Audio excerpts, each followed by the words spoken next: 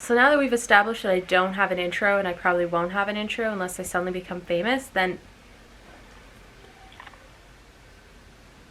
Hi. Hello. Can I help you? Anyway, I'm gonna get started So today I want to do one of my first book recommendations videos. This is gonna be so challenging. For anyone who knows my reading habits, aka probably my two reading buddy friends and my mom, you know that when I started out really actively reading, it was purely young adult.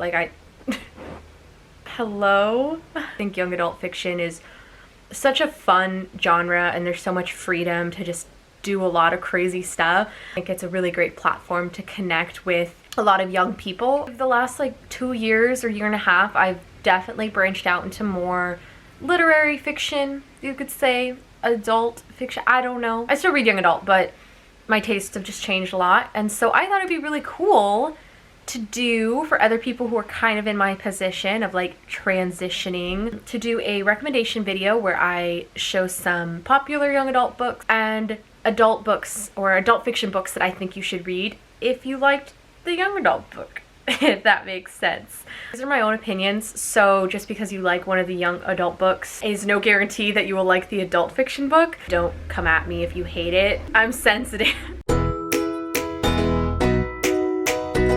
So the first one I want to do, Shadow and Bone. This is definitely, I think, one of the earlier young adult books, one of the first young adult books that I read that I got really obsessed with. I definitely now see a lot more flaws with it than I think I did at the time. Her series 6 of Crows I think is hugely better in my opinion, and I just love it, but it's just a fun series, and I think I had a lot of fun with the story world, and it was the introduction to the story world for me. So pulling an Emma Chamberlain, and I'm doing a editing cut-in. I just want to say I failed and then I don't tell you what any of these books are about. I do later on, but these early ones I just am not telling you what they're about. So really quickly, Shadow and Bone is a fantasy series about Alina. Now, long story short, she finds out she has magic powers. She goes to palace, wears fancy clothes, and she learns how to do her magic and has a destiny line of magic, and she's got a super rare kind of it. It's really whack, and that's about it. You liked the Shadow and Bone or the Grisha trilogy. I recommend The City of Brass by S.A. I'm not gonna try. I'm gonna butcher. I feel so bad mispronouncing names, so I'm just not gonna try this book. It's also a little bit similar in that it's a fantasy world, but it's kind of inspired by, this one was inspired by Russian influences, and this one, Egypt, India, the Middle East. It takes place at the beginning in 18th century Cairo, but it's magical version.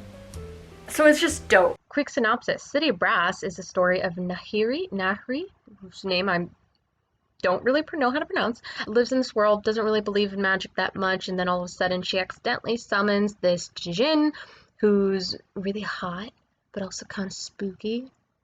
Such a terrible description. I promise he's actually a really interesting character. Anyway, and so she has to go on this whole adventure, go to the city, the really big city that has this destiny. There's intrigue and court drama. Sorry for the really crappy synopsis. And there's DiGiorno.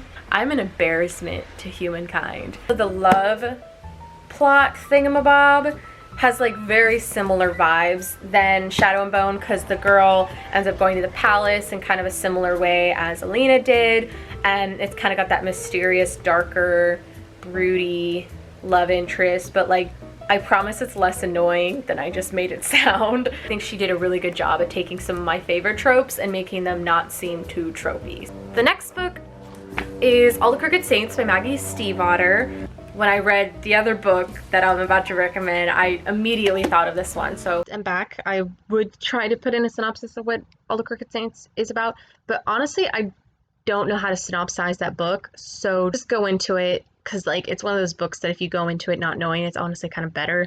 It's really wacky and a lot to wrap your mind around, so there you have it. If you enjoyed All the Crooked Saints, or if you enjoy Maggie Steifvater's writing, or just kind of the general aesthetic of this book, then you would really love The Murmur of the Bees by Sofia Segovia. This is actually a translated book, which I think is really dope, and my mom recommended to me. Very glad I read it. It is similar to Maggie's writing in that it is definitely a little bit of a slower moving, kind of character focused story. So I might butcher what these books are about because I have a really bad memory, but you get the gist. So this book is about a boy that shows up abandoned under a bridge, and he is encased in bees, like just live buzzing bees, and they're not hurting him, like completely unharmed baby, surrounded and protected by these bees. And so he is rescued by this older lady who takes him back and is determined to nurture him and raise him. And so it focuses a lot on him as a character and kind of the magical ways he changes this family's life, and he changes a lot of people's lives who he interacts with. It also takes place during the Spanish influenza, so kind of a lot going on. It reminded me a lot of All the Crooked Saints because while it has like more like family, well, this one's a little bit more like found family energy. They both had those kind of like rich characters that grow with each other and like enlighten each other. They also have very similar Spanish influences in like the characters and the settings, and I would very much recommend picking this one up. Alright, so the next one is Salt the Sea by Ruta Sepetys. This is the same author who wrote Between Shades of Grey. This book is fantastic. It is a historical fiction about a bunch of different characters on the Wilhelm Gustloff, which is a boat that sank during World War II, and it's actually one of the worst maritime disasters, like worse than Titanic, and we never really hear about it. This one's definitely a lot more emotional and like emotion driven. I haven't even told you what the adult recommendation. This book is The Paris Hours by Alex George. Paris Hours is about a bunch of different people in Paris in the late 1920s. They all have different secrets, and there's different like and rumors and interactions and romance and like pining after people and like paintings and stuff. I'm so bad at summarizing books. If you kind of liked this book because of that, again, multiple points of view, and they're all kind of in this same story world and in close vicinity, but you don't really know how they connect, and then they connect in the end, definitely pick up The Paris Hours. I think this one's a little bit more contrived feeling in how like they all come together at the end, but I wasn't mad either. I just had like a really fun time reading this book. It's a very quick read, so definitely pick this up if you're kind of a fan of those intricate historical settings and characters in different parts of the world that then kind of like intertwine. Well, the second to last one, this series is The Naturals by Jennifer Lynn Barnes. Another series that I was really, really obsessed with when I started reading this. This was before I started watching Criminal Minds.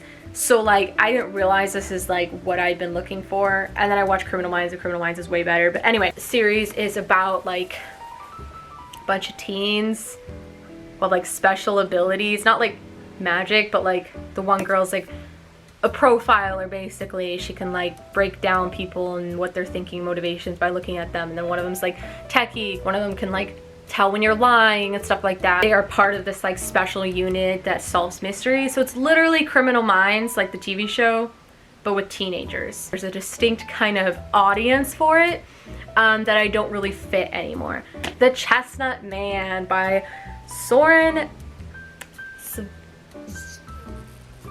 Another name I can't pronounce because I'm inept. This book, big disclaimer, definitely way more adult than The Naturals. There's a lot more violence, a lot grislier and scarier. The reason that I think it's like a good mix if you really have enjoyed The Naturals in the past, or that kind of like concept or those kinds of stories, this is good serial killer madness. So a lot of the complaints about this book is that it drags on and there's just like all this filler and stuff. But for me, going into it, I kind of knew that that was what was going to happen, but I was here for it. And the reason that is because I felt like I was solving the mystery every step of the way. Like, I was there in the long nights going through documents and papers trying to find anything, any new clue. Like, I felt like I was there along for the journey, that I think if it had been like shorter, I wouldn't have been like as entranced by it. So like The Naturals, it's about a serial killer. It's about this detective who is trying to find a psychopath that is terrorizing Copenhagen. At every crime scene, he leaves like little chestnut dolls like in the scene, and there's a lot of other details that I'm not going to put in because you just have to read it yourself, but it's really creepy. And as I mentioned, it's a lot more adult.